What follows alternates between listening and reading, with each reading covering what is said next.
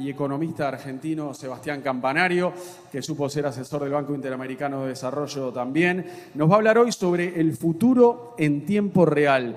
Él es un experto en creatividad, en innovación y avances científicos. Es además tecnólogo y divulgador. Sebastián recientemente ha sido galardonado por la Fundación Conex como una de las 100 personalidades en comunicación y periodismo más destacadas de la última década en la Argentina. Todo esto en la categoría divulgación. Bueno, algo de eso vamos a conocer hoy. Los que lo conocen lo van a disfrutar porque ya lo han disfrutado, y los que no lo van a escuchar por primera vez y será un placer. Así que pedimos un aplauso para Hola. Sebastián Campanario. Bienvenido a Marketers. Seba, muchas gracias por venir. Muy bien. Buenos días a todos. Ale, gracias por la invitación. Mariano, un placer la presentación. Voy a hablar durante un ratito sobre temas divertidos, relevantes de esta agenda súper amplia de innovación, de futuro, de creatividad. Yo escribo habitualmente en La Nación, soy economista, pero me dedico al periodismo desde chico. Así que, nada, es un placer para mí compartir con ustedes las historias que me parecen más relevantes de los últimos meses. Se llama El futuro en tiempo real porque todo lo que vamos a hablar ahora está ocurriendo de alguna manera. No son cosas que van a pasar de acá a 5 o 10 años. Y más allá del rato que tenemos juntos ahora, aquí tienen mis datos de Twitter. Es la red social en la cual estoy más activo. Así que si quieren seguir la conversación por redes, para mí es un gusto responder mails o seguir por redes la charla por ahí. Voy a empezar a hablar. Ahí está, perfecto. Como periodista estoy todo el tiempo buscando metáforas para intentar explicar cómo la realidad se está acelerando de una manera que nunca habíamos visto, ¿no? Y hay una que me gusta mucho, que escuché hace poco del mundo cripto, que es la de los años perros, ¿no? Si ustedes tienen alguna mascota, yo tengo una perrita, saben que en perros se equivale, digamos, cada año equivale a 7 años humanos, ¿no? Depende de la raza, a veces son 5, a veces son 6, a veces son 7. Y hoy lo que está sucediendo con muchas tecnologías que vamos a ver ahora es una suerte de aceleración en años perro, ¿no? O sea, en muchas tecnologías como cuántica, como biotecnología, como inteligencia artificial, un año equivalen a 7 años. Hace poco, hablando con chicos del mundo de computación cuántica, me hablaban de los viejos tiempos, ¿no? Y los viejos tiempos para ellos eran en el año 2018, ¿no? O sea, hace muy poco, digamos, ya eran los viejos tiempos. Y cuando uno, digamos, estudia periodismo, yo estudié economía en la UBA y estudié periodismo en TEA, lo primero que te dicen es cuál es la definición de una noticia, ¿no? Y una noticia en periodismo no es cuando, esto Mariano lo sabe muy bien, no es cuando un perro muerde a un hombre, sino cuando un hombre muerde a un perro, ¿no? O sea, es una frase famosa en escuelas de periodismo. Y lo que está pasando hoy en esta agenda de innovación, de futuro que vamos a ver ahora, es que hay por todos lados humanos mordiendo perros, ¿no? O sea, a mí nunca me pasó como periodista de estar todas las semanas con 15, 20 ideas de notas con ganas de escribirlas para el fin de semana, ¿no? Y no llego en tiempo, en energía, en espacio, pero nunca me pasó, digamos, que hubiera tantas historias para contar, ¿no? Tengo que apuntar para allá para que pase, porque, digamos, no hay precedentes del uso de la palabra sin precedentes, ¿no? Fíjense, en este gráfico muestra cuando uno pone en Google la palabra unprecedented en inglés, ¿no? Sin precedentes. Fíjense el salto que pega en los últimos meses. O sea, nunca ocurrió en la historia, digamos, de tener tantos hechos sin precedentes para contar, ¿no? Tantas noticias. Por ejemplo, en diciembre, The Economist, del semanario inglés, saca un especial con los pronósticos para el año siguiente. Y en el último diciembre, cuando saca los pronósticos para el año 2022, en todo lo especial no aparece la palabra Ucrania, ¿no? Y en el especial de The Economist del 2019 no aparece la palabra COVID. Vamos a ver ahora que este es un emergente de la complejidad que estamos viviendo. O sea, todo es mucho más difícil de predecir. En un libro muy lindo que estoy leyendo ahora, que se llama Imaginable, se cuantifican en el primer párrafo la cantidad de noticias del último año que salen con la palabra inimaginable, ¿no? 2.5 millones de noticias, 3 millones de historias con la palabra impensado, ¿no? O sea, esto, digamos, es un signo de los tiempos, de alguna manera. Y hay un futurólogo que a mí me gusta mucho, se llama Matt Clifford, que lo que dice es que estamos entrando en una era en la cual tenemos motores e instituciones que amplifican la varianza de la realidad, ¿no? Siempre venimos de una era en la cual las instituciones moderan la varianza, ¿no? Varianza es un término de estadística, de economía, significa, digamos, cuán lejos estamos de un promedio. Y Clifford dice que una persona muy inteligente que salía de una universidad hace unos años, se iba por ahí a trabajar a una consultora, a McKinsey, tenía un camino más o menos acotado. Hoy esa misma persona se va a una startup que tiene como misión cambiar la realidad 180 grados, con lo cual, digamos, hay instituciones, hay motores de la realidad que la hacen mucho más variable de lo que era antes, ¿no? O sea, esto es una característica de este nuevo mundo. Lo que dice Clifford es que el genio ya salió de la lámpara y no hay vuelta atrás. O sea, no vamos a volver de nuevo a un puerto de aguas calmas, ¿no? Nico Pimentel, que va a venir en un ratito, que tiene una charla con un título espectacular, que es la Spidermanización del mundo, tengo muchas ganas de escucharla. Él siempre dice que la generación X, ¿no? Yo tengo 48, Nico tiene 46, acá veo más o menos que hay mezcla de millennials y de X. Tenemos la idea de que salimos de un puerto de aguas calmas, estamos navegando en un mar de olas embravecidas, pero que en algún momento vamos a volver de nuevo a un puerto de aguas calmas, tal vez con otras olas, pero no calmas. Y esto nunca va a pasar, ¿no? Ya estamos en una dinámica en la cual nunca vamos a volver a tener olas bajas, ¿no? O sea, siempre van a ser cada vez más altas y cada vez más distintas. Para empezar a resumirles en unos minutos qué está pasando en agenda de avance, de transformación, de novedades a nivel científico y tecnológico, digamos, lo más obvio que pasó durante la pandemia es la aceleración de la digitalización, eso lo saben todos, no es ninguna noticia. McKinsey en este slide tiene cuantificado, ¿no? En el último año cuánto aumentó el teletrabajo, la teleeducación, la telemedicina, ¿no? Y los aumentos son 10x, 15x, 20x. Básicamente, lo que estaba previsto que ocurriera en 5 o 10 años, ocurrió en un año entero, ¿no? O sea, eso es un poco el primer círculo, ¿no? La primera derivada del cambio que estamos viendo. Todo esto apalancado con grandes novedades en materia de inteligencia artificial, ¿no? O sea, tuvimos el último año como grandes hitos, que además los hitos ocurren cada vez más seguido, y yo en la presentación cada vez tengo que renovar más las cosas para contar. De hecho, ahora estoy haciendo una etapa para la revista La Nación para la semana que viene sobre inteligencia artificial, pues están ocurriendo un montón de cosas nuevas. Pero, por ejemplo, hace un año se lanzó un sistema de lenguaje natural que se llama GPT-3, que es 180 veces más poderoso que la versión anterior, que, por ejemplo, para decirles algo de mi rubro, en periodismo, permite ya escribir notas con alta escritura creativa. Por ejemplo, esto que ven acá es una tapa que salió en el Guardian, en el diario inglés, que está escrita completamente con inteligencia artificial. Solamente los editores editaron un porcentaje muy chiquito de la nota, pero eso, digamos, es una posibilidad a partir de GPT-3. Seguramente hay muchos diseñadores en la sala. Recién estuve hablando con Raúl Amigo, que es diseñador, por ejemplo.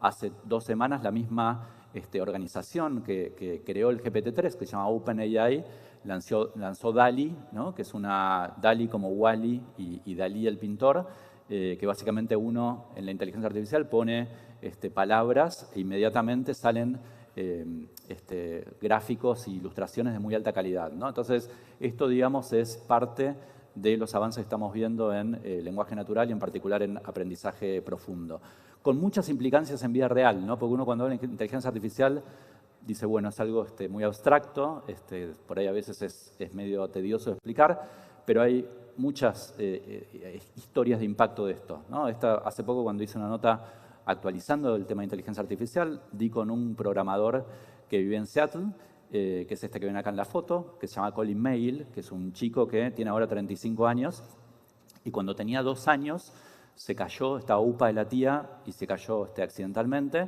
se lastimó el hombro izquierdo, y estuvo décadas con un dolor terrible en el hombro izquierdo, ¿no? Y con un costo enorme, contaba él, a nivel psicológico, a nivel físico. No podía hacer deportes con los amigos lo burlaban, tuvo un montón de problemas a nivel psicológico y social en el secundario, hasta que finalmente, el año pasado, dio con un equipo de médicos de un equipo de segunda línea de béisbol de Estados Unidos, y uno de los médicos le dijo, mira, ¿por qué no probás tal tipo de cirugía que nos parece que es la más adecuada para el dolor que tenés vos? Es una cirugía muy simple, laparoscópica, la hacemos acá en 40 minutos, martes y jueves, te vas a tu casa y ya te curás. él probó la cirugía y efectivamente después de más de 30 años se curó el dolor del hombro izquierdo. Lo increíble de esta historia no es esto, lo increíble es que él, como es un programador, se le ocurrió meter la descripción del dolor que tenía en una versión beta de GPT-3 hace 6 meses aproximadamente, y en menos de un minuto GPT-3 barrió con decenas de millones de documentos que había en Internet y llegó con la misma respuesta que le habían dado los médicos, ¿no? O sea, él se hubiera ahorrado décadas de dolor si hubiera existido este tipo de avance tecnológico hace unos años. Y él yo le hice una nota para el diario y me mostró la descripción que hacía del dolor en el hombro y no era ninguna descripción que pudiera inducir a una respuesta, ¿no? Era una descripción completamente simple y nada, son historias que, como les decía, ya hablan de impacto muy concreto de este tipo de tecnologías. Y no es casual que muchos de los avances que estamos viendo en inteligencia artificial, por ejemplo, vengan del área de ciencias de la vida, ¿no? Recién les conté una historia que viene del área médica,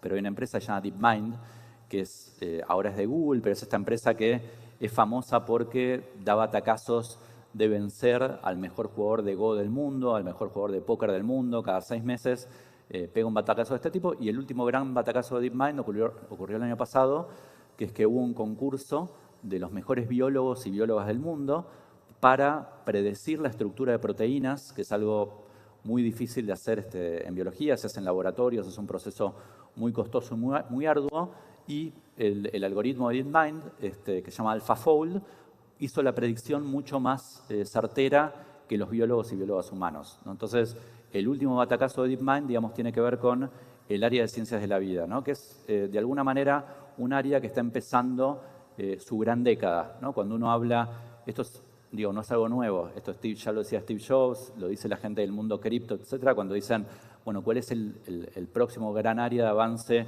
como lo fue la computación en los últimos 50 años? Hay bastante consenso, un consenso cada vez más alto en que este área es el área de ciencias de la vida en un sentido muy amplio, ¿no? Cuando hablamos de ciencias de la vida, no es solamente salud, que son las historias por ahí más protagónicas en el último año de COVID, ¿no? Yo como periodista, cuando uno escribe notas de innovación, las grandes historias del 2020-2021 son las vacunas, ¿no? ARN mensajero, Pfizer, Moderna, etcétera. Pero cuando hablamos de ciencias de la vida, acá estamos hablando de energía, alimentación, de infraestructura, básicamente de 70-80% de la economía mundial. Y ahí se acuerdan una frase muy famosa que dijo Marc Andreessen, que es un tecnólogo, un futurólogo de la costa oeste de Estados Unidos. Él le hicieron una vez un reportaje en el año 2011 y el título del reportaje que salió en el Wall Street Journal fue el software se está comiendo el mundo, ¿no? En inglés es software is eating the world. Y fue muy premonitorio esa frase, porque en ese momento, en el 2011, las empresas más grandes del mundo eran bancos, empresas de infraestructura, automotrices, o sea, no había empresas de tecnología. 10 años después, en la actualidad, todas las empresas más caras del mundo son empresas de tecnología. Y lo que está diciendo ahora Andreessen, la casa de inversión de él, que es Andreessen Horowitz, es que la biología, la biotecnología se está comiendo el mundo, ¿no? O sea, que empiezan, digamos, grandes décadas de biotecnología. Yo estoy ahora trabajando con fondos de inversión que se dedican, digamos, al área de biotech, y lo que está pasando ahí es algo increíble y no alcanza el tiempo para contarlo, y a veces ni siquiera hay palabras para poder describir lo que está pasando, como pasa, por ejemplo, también en algunas tecnologías más de ciencia ficción, ¿no? Como la computación cuántica. Esto que ven ahora en el slide es una computadora cuántica de IBM que vale decenas de millones de dólares. La promesa de la cuántica es tener velocidad de computación millones de veces más rápidas que ahora en el mediano y largo plazo. Todavía, digamos, es una quimera, pero ha habido en el último año también hitos en esta materia. Se llegó, por lo menos a nivel conceptual, a lo que se llama la supremacía cuántica. La supremacía cuántica quiere decir el momento en el cual alguna computadora cuántica pueda resolver un problema que toda la sumatoria de todas las computadoras del mundo no puede resolver durante décadas, ¿no? Y lo consiguió primero Google, con una computadora cuántica del laboratorio Quantum de Google, y luego lo consiguió 6 meses después un laboratorio chino, ¿no? El tema todavía es que estos problemas que se resuelven desde la cuántica no son problemas muy prácticos, ¿no? Todavía, digamos, no son cosas que sirvan para hacer negocios concretos, pero esto va a llegar en algún momento, ¿no? Y como les contaba, son tecnologías que están avanzando a velocidades que ya no son del planeta Tierra, ¿no? Cuando uno habla con la gente del laboratorio de Quantum de Google, por ejemplo, ellos te dicen que están presenciando avances que son doblemente exponenciales. Vieron que siempre que uno va a una charla de tecnología se habla de la exponencialidad, ¿no? De esta función matemática que crece poco al principio y después explota. En Quantum se está viendo velocidad doblemente exponencial. Esto es una potencia de potencias. Esto es una velocidad que no se ve en el planeta Tierra, ¿no? Que se ve solamente en fenómenos cósmicos. Y como les decía, hay muchas de estas cuestiones en biotecnología, en quantum, en cripto también, que son hasta difíciles de describir, ¿no? O sea, Mariano, si está por ahí seguramente, vos lo debes ver, uno, digamos, a veces ni siquiera tiene palabras, a veces ni siquiera hay un lenguaje adecuado para describir algunas de las cosas que están pasando. Hay un librito, los recomiendo mucho, que se llama El orden del tiempo, de Carlo Rovelli, que es un astrofísico y filósofo italiano, gran divulgador, que escribe en La Vanguardia.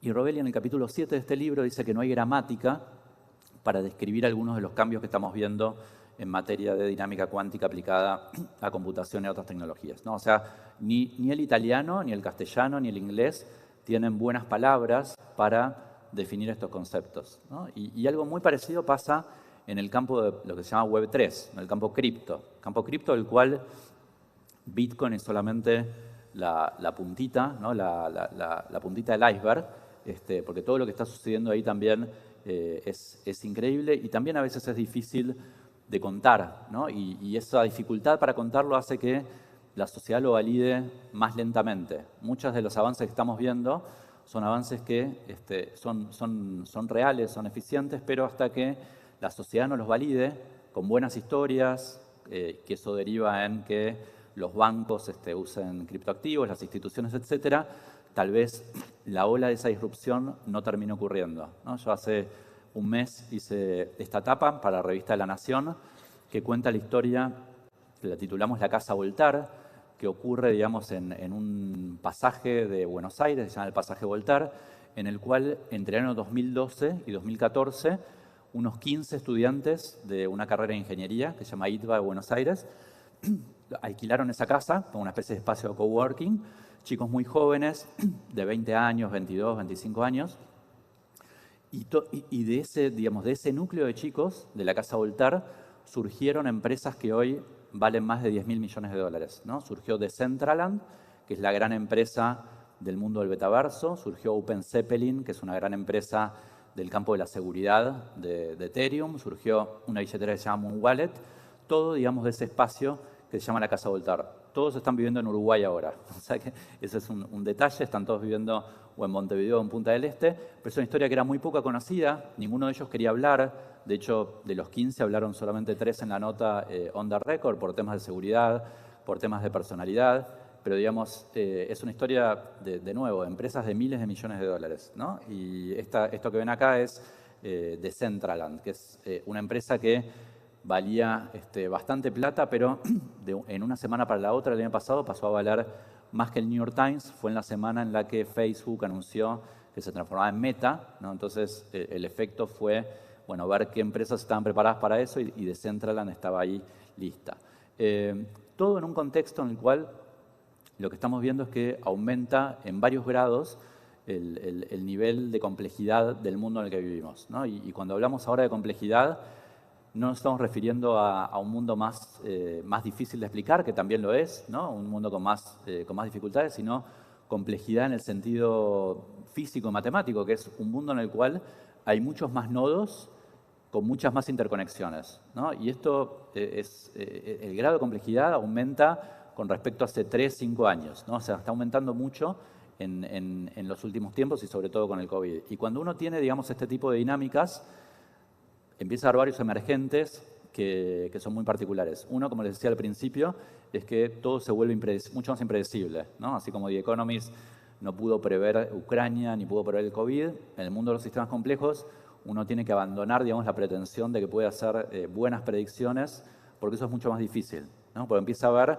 carambolas a varias bandas, empieza a haber combinaciones de inteligencia artificial, de biotecnología, de computación cuántica, digamos, de muchas de las cosas que estamos viendo ahora, y cuando todas las bolas empiezan digamos, a combinar en esta gran mesa de pool o billar, todo se vuelve mucho más difícil de prever y de predecir, ¿no? Estoy moviéndome, viendo dónde la cámara me enfoca por adelante o por atrás para no darles mucho la espalda, pero bueno, vamos a hacer lo mejor que se pueda. De nuevo, en un campo en el cual enfrentamos a nivel de desafíos, ¿no? Cambio climático, desigualdad, o sea, un montón de grandes desafíos globales, a un monstruo de varias cabezas, ¿no? El COVID, de alguna manera, fue un monstruo de varias cabezas, que tiene una cabeza que es la biológica, pero también tiene una cabeza que es la económica, la social, la política.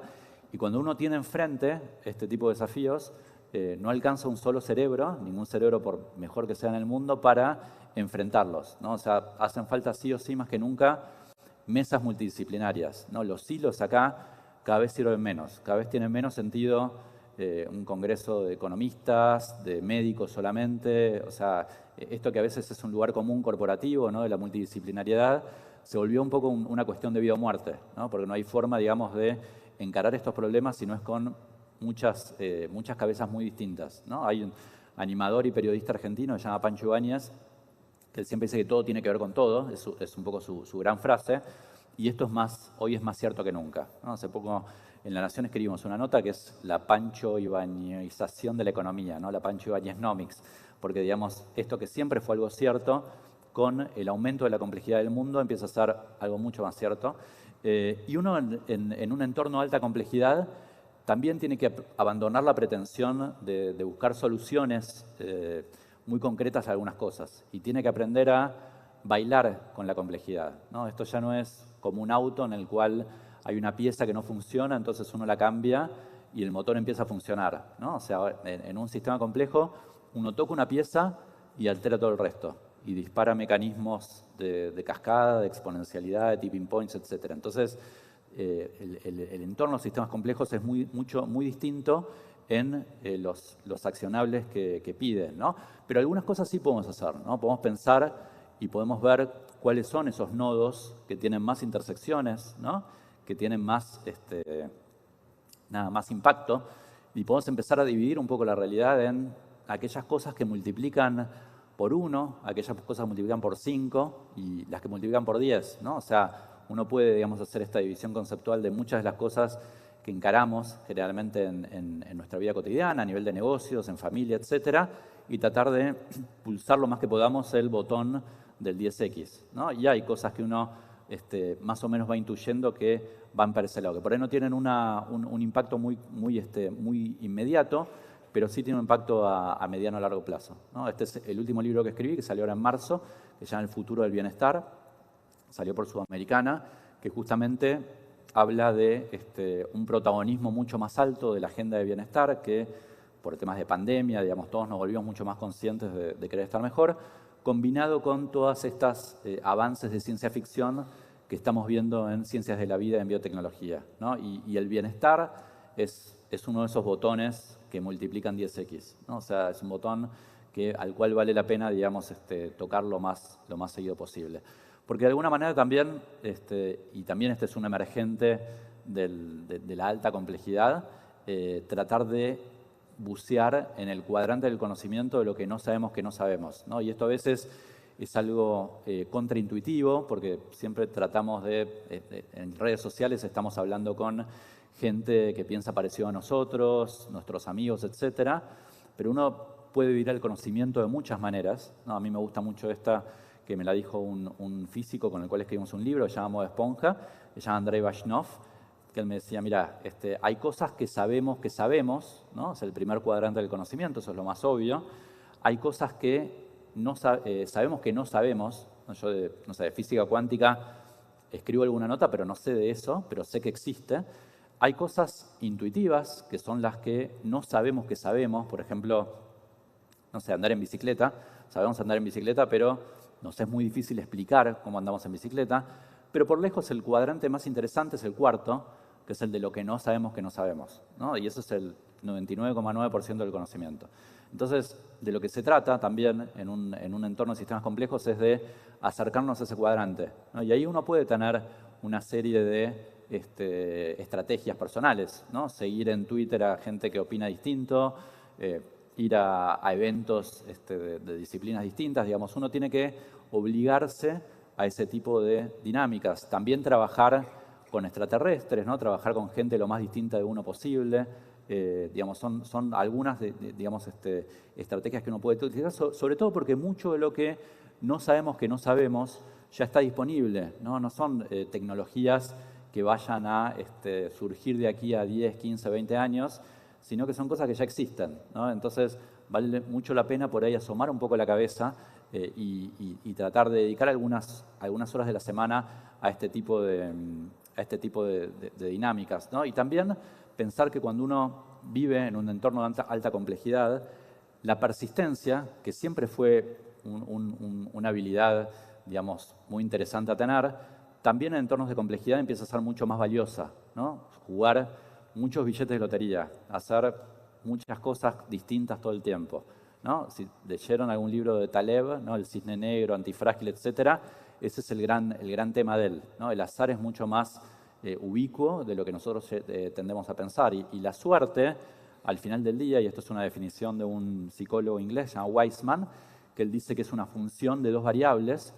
Una es el azar, o sea, la suerte es una función del azar por un lado, y al azar, por definición, no lo podemos controlar, porque es el azar, pero la otra parte de la variable, que es nuestra velocidad de interacción con el azar, sí la podemos controlar. O sea, esa parte sí la podemos controlar. Entonces uno puede, digamos, estar todo el tiempo yendo a lugares distintos, hablando con personas distintas, estando en redes sociales, yendo a eventos, etcétera, y esa es una manera de aumentar nuestra velocidad de interacción con el azar, de jugar más billetes de lotería y por lo tanto tener más posibilidades de tener un cisne negro positivo. En el mundo del entretenimiento, que acá no sé que hay mucha gente de este área, hay muchos casos muy famosos de alta persistencia, ¿no? Estos dos casos que les voy a mostrar ahora están en un libro de física de un ruso que se llama Mlodinow, que habla, por ejemplo, del caso de Brad Pitt.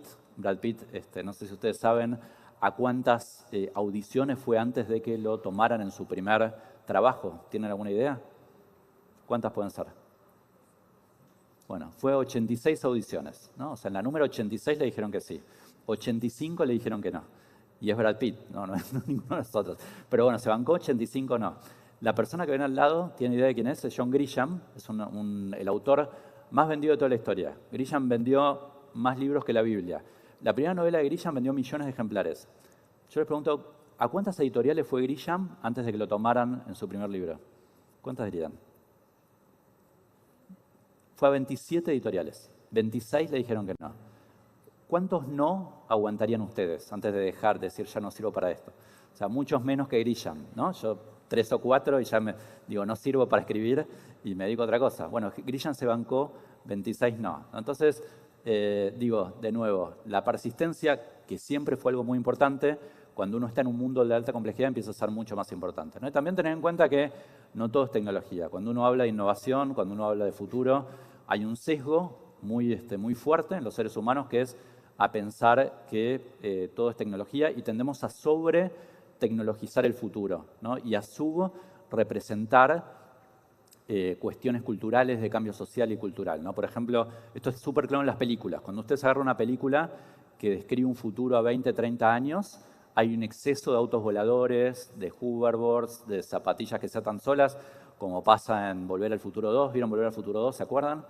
¿Se acuerdan en qué año volvía Marty McFly al futuro? En el 2015 volvía. ¿Se acuerdan que hubo fiestas en todo el mundo? Yo me acuerdo que estaba dando una charla en el coloquio de IDEA y a la tarde llegaba Marty McFly, ¿no? Llegaba a las 4:23, pues estaba en el DeLorean exactamente. Y se acuerdan que llegaba un futuro lleno, como decía antes, de autos voladores, etcétera, pero era un futuro en el cual no había gente del mismo sexo caminando por la calle, ¿no? O sea, y la familia era igual a la de ahora. En 2001, Odisea del Espacio, la película de Kubrick la hace en el 69. No sé si alguno la vio hace relativamente poco tiempo. ¿Se acuerda del rol de la mujer en esa película? Las mujeres en la película 2001, Odisea del Espacio, eran todas asistentes, secretarias o azafatas. O sea, no había ninguna mujer protagónica porque Kubrick no ve la revolución de género de la década del 70.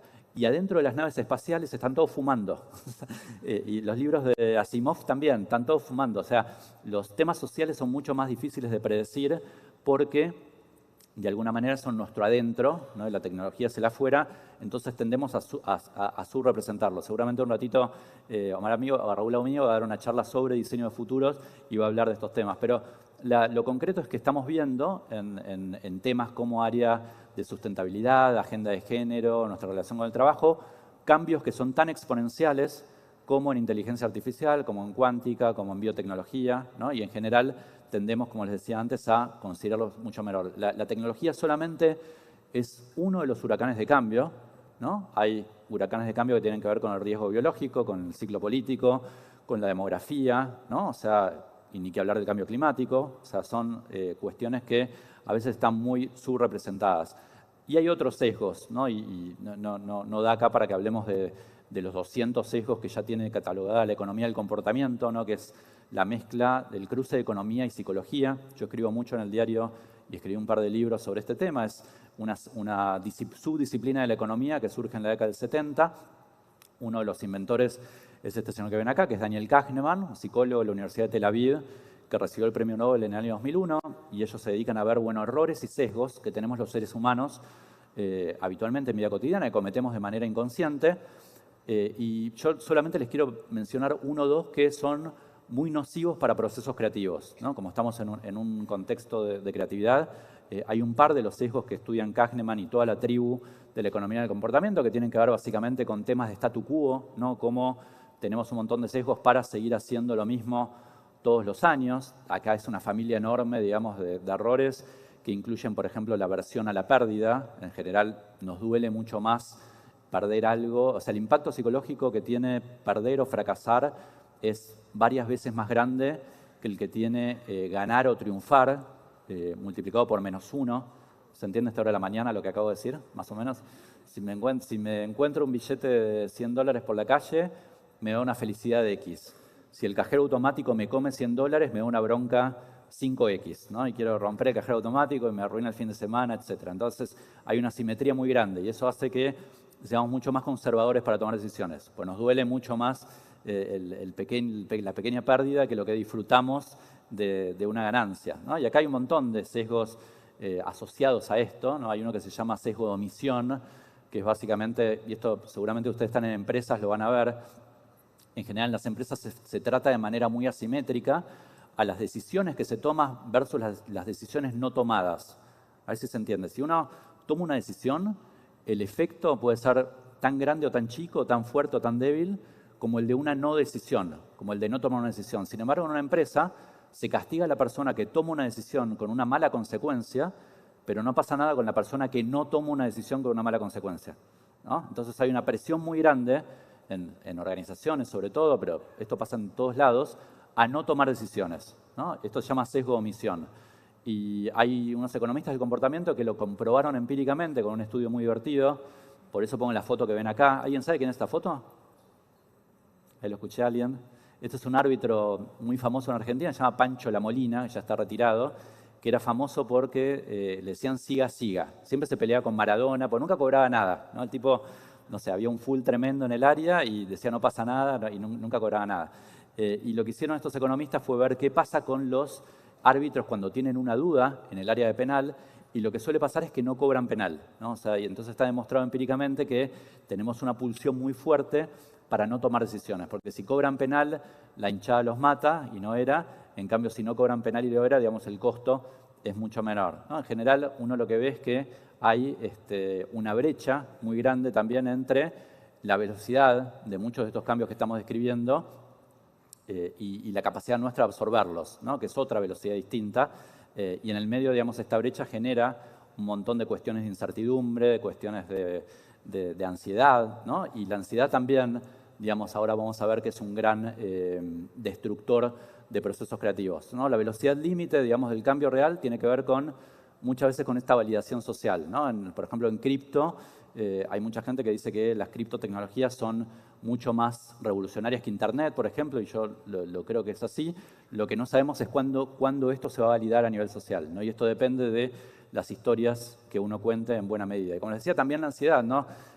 Nos ha aumentado mucho la ansiedad durante la pandemia y también esto tiene mucho impacto en procesos de creatividad. Yo les pregunto a ustedes, ¿cuán ansiosos son? Del 1 al 10, ¿cuán ansiosos diría que son? 20, 100. Yo soy súper ansioso. Hay un psicólogo norteamericano, se llama Robert Levinson, que mide la ansiedad en decenas de países del mundo y, por ejemplo, mide en 50 países cuánto tarda en promedio la gente en tocar el botón del ascensor para que cierre más rápido la puerta. Y adivinen quiénes somos los que más rápido tocamos el botón del ascensor. En la Argentina. Somos los más ansiosos del mundo. O mide, por ejemplo, manda colaboradores de él a la calle y les pide que cronometren cuánto tarda, cuando se pone en verde el semáforo, la persona de atrás en tocar bocina. ¿Y quiénes somos los que más rápido tocamos bocina? Los argentinos, ¿no? Brasileños son los menos ansiosos. Y, estamos charlando con... ¿Cómo te llamas?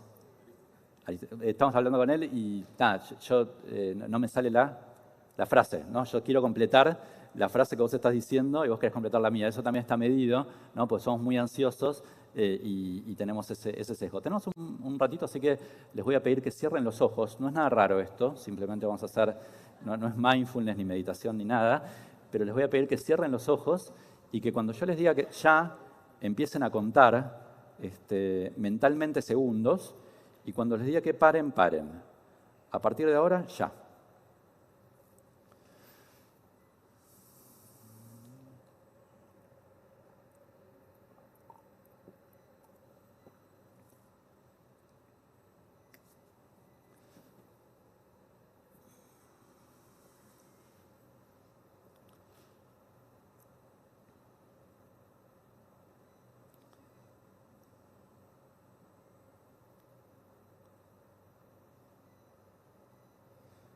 Muy bien, ¿pueden parar? Fíjense si tienen la billetera. ¿Sí la tienen? ¿Nos robaron? Si no aprovechaba. ¿Cuántos contaron? A ver, más de 30 segundos, levanten la mano. ¿Más de 40? ¿Alguno? Ahí un par. ¿Más de 50 alguno? ¿Alguno más de 50? ¿Más de 50? ¿Más de 50? ¿Sí? ¿Alguno? ¿Sí? ¿Vos más de 50?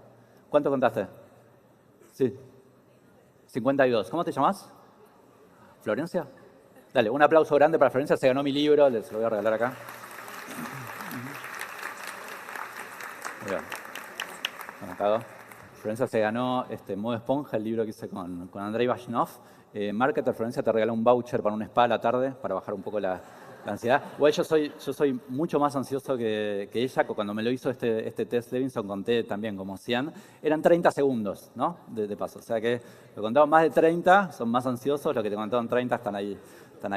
Pero digamos, ¿por qué hablamos de ansiedad en una charla de creatividad, de innovación?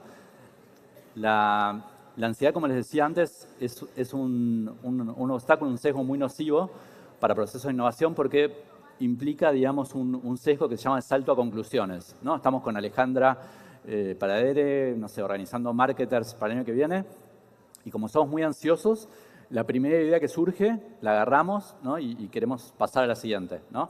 Y las ideas, como bien saben ustedes, muchos están en el campo de la creatividad, necesitan un tiempo de maduración, ¿no? Yo como periodista, el impacto más alto que tiene a nivel creativo, en calidad creativa, una nota es cuando puedo esperar mucho tiempo entre que la idea se me ocurre y que sale publicada, ¿no? En el medio empiezan a surgir caminos oblicuos, empiezo a hablar con gente rara, etcétera, y eso, digamos, es una ventaja también de poder hacer historias que no son tan coyunturales, ¿no? Y también la creatividad fue siempre algo muy importante, pero en este mundo que estamos describiendo, con tanta complejidad, con tanta aceleración de cambio, también pasa a ser algo mucho más importante, por varios motivos, ¿no? Uno de ellos es que hay que tener mucha creatividad para poder pensar qué puede pasar acá 5 o 10 años, ¿no? O sea, hoy por hoy, no sé, un buen escritor de ciencia ficción tiene mejores herramientas para intuir lo que va a pasar que un economista, ¿no? Yo lo pienso realmente esto, ¿no? Y también porque hay un montón de dinámicas en la realidad que están empeorando exponencialmente. Digo, cuando uno habla de exponencialidad, en general se usa para inteligencia artificial, para muchas cosas, pero el cambio climático está empeorando exponencialmente, ¿no? Hay muchos temas que están empeorando exponencialmente. El otro día hablaba con Diego Lombé, con un biólogo con el cual estamos haciendo un trabajo, y él me contaba que el sueño empeora exponencialmente, que hace 50 años la gente dormía 10 horas por día normalmente, ¿no? Y ahora dormimos todos 5, 6, 7. Entonces, hay muchos temas que están empeorando, y la única manera de taclear esas dinámicas exponenciales de deterioro es con ideas fuera de la caja, disruptivas, no lineales, como quieran llamarlos. O sea, no hay forma, digamos, sino de poder atacarlas, ¿no? Esto, ahora estoy leyendo este libro que les contaba al principio. ¿Se acuerdan de las 3 millones de notas con la palabra inimaginable? Este se llama Imaginable y justamente ella habla, digamos, del poder del diseño de futuros, que en un ratito Raúl lo va a especificar en su charla, para poder estar mejor preparados. Este libro lo escribió una experta llamada Jen McGonigal, que es especialista en diseño de futuros, que se hizo famosa porque en el año 2012 hizo una simulación del COVID con 2.000 personas.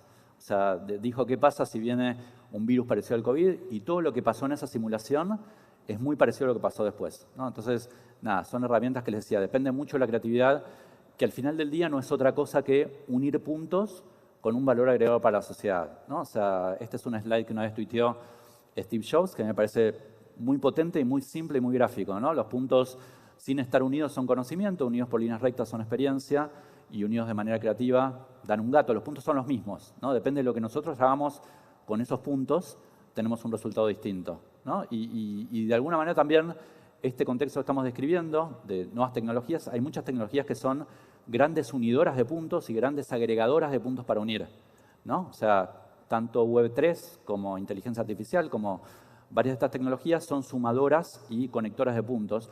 Y al final del día, digamos, esto redunda en muchos más hongos después de la tormenta, ¿no? No por nada, les contaba al principio que nunca tuve tantas ganas de escribir historias para el fin de semana, porque no hubo ningún momento en la historia de la humanidad con la cantidad de nuevas ideas, nuevos modelos de negocios, nuevas tecnologías que estamos pasando ahora, y esto no es algo casual. Todo, digamos, enmarcado, y esto es un sesgo mío de economista, en un fenómeno también que es muy interesante, que en inglés es la passion economy, ¿no? Economía de la pasión en castellano.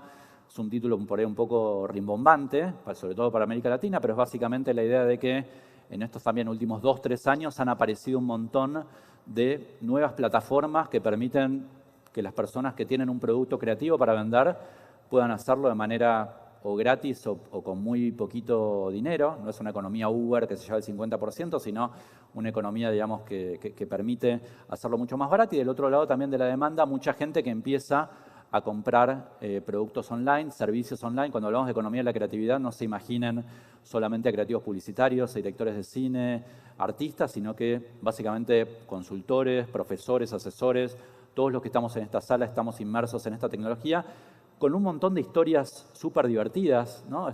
No sé si ven The Office, ¿alguien ve The Office, la serie? Bueno, Kevin, el contador de The Office, en marzo del año pasado, ganó en un mes en la plataforma Cameo, que es una plataforma que agarra estrellas de segunda línea y les pide saludos de cumpleaños, etcétera. Ganó $1 millón haciendo cosas como estas que vamos a ver ahora. A ver si sale. Surprised! Cambry! What? No, sorry. It's not Ashton Kutcher. It's me, Brian Baumgartner, here, wanting to wish you a very happy birthday. Wow. Bueno, nada, $299 el saludito, 3.000 saludos, $1 millón en un mes, ¿no? O sea, esto es economía de la pasión. De nuevo, y combinado también con nuevas formas de surgimiento de habilidades como nunca había pasado. Yo tengo hijos adolescentes que usan TikTok y que ya son expertos en edición de video como nunca le pasó a nuestra generación. Si alguno de ustedes da clases hoy en alguna universidad, va a ver que los chicos de 18, 19 años hoy prefieren entregar un video corto antes que 2 páginas de Word, ¿no? O sea, les es más fácil editar un video por cosas como estas que vamos a ver ahora. A ver.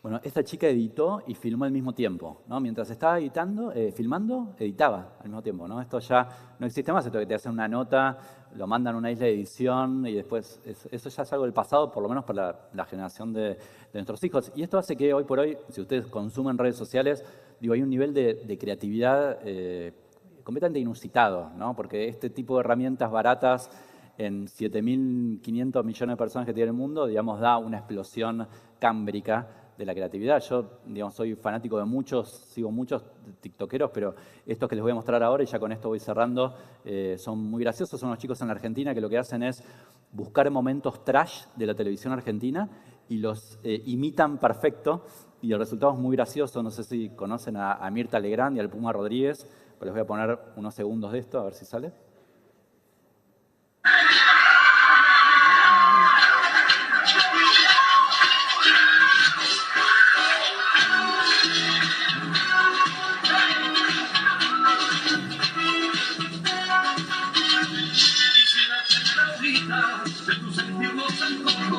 Quisiera tener ahorita de tus antiguos antojos, besarte los labios rojos y ponerte la boquita, besarte los labios rojos y ponerte la boquita.